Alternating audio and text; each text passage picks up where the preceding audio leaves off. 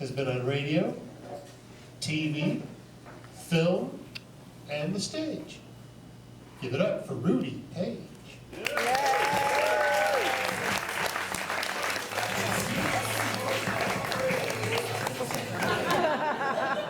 Rudy Paige, the name I use for Screen Actors Guild. My real name is Rodolfo Pagliaccio. And you may know Pagliaccio in Italian means Clown. clown. Yeah. So I'm genetically fine. Both parents born in Italy came to America to escape the pasta famine.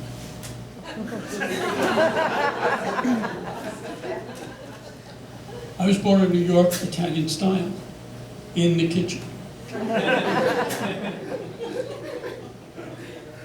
Grew up in New York surrounded by great food. In fact, still surrounded by some great food. Boy, good to see you all here. Good. And you have some good stuff going on today. You haven't seen this, do you? Wow, really good. I'm glad I'm going now because they're too hard to follow. So my wife is here tonight, so could we pretend to flirt? Make her jealous. So, are you a couple? I mean, I know you're two, but... No? Just friends? Yeah. It's okay. You don't know fool around.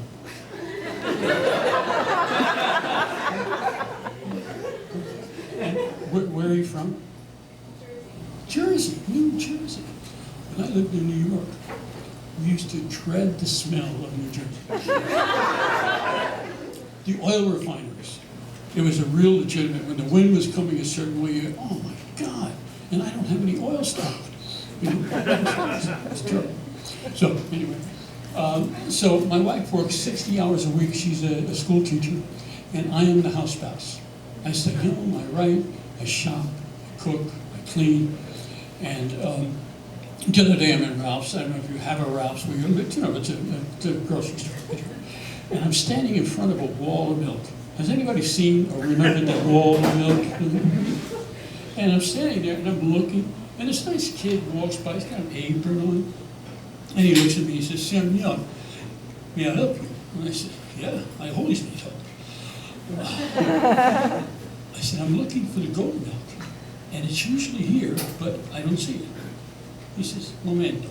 And he looks. He says, "I don't see it." He says, "Momento." And he starts talking to the wall. "Jesus, you got any goat milk there?" The wall answers. "Sí, momento." Wall of milk parts, and out comes this container of goat milk. He hands it to me, and I say, "Thank you." And he says, "Gracias, senor." And he walks away. As he turns around, he says, "Senor, why you buy the goat milk?" I said, "Well, we live in an apartment, and the manager won't let us keep it cold."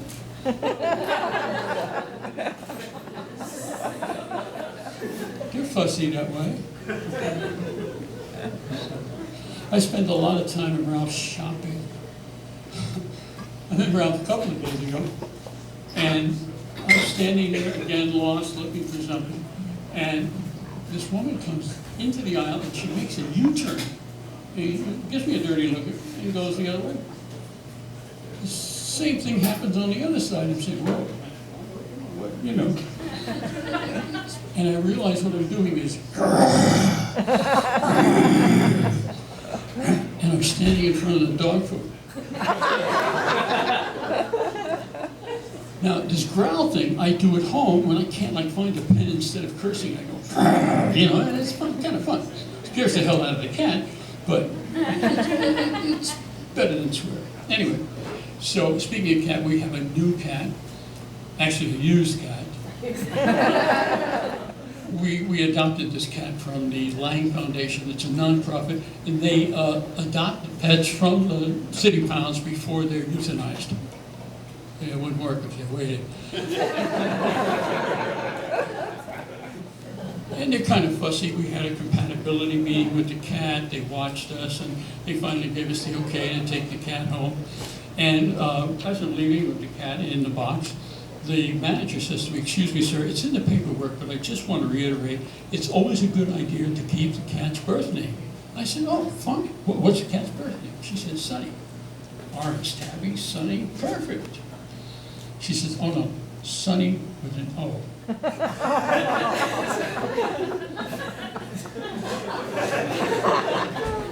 Now, I've tried calling this cat Sunny with an O, doesn't respond. Sunny with a U, doesn't respond. My wife said, "He's a cat." They don't respond. Oh, I'm writing the other day. I'm kind of in a zone, and all of a sudden, I feel something brush against the inside of my thigh. And I look down, and it's him. You can imagine my disappointment. And that means he wants to eat, so I go in, I open a can of his tuna, which is more expensive than my tuna. And by the way, if you brush the inside of somebody's thigh, they'll probably feed you. So I give him the cat food.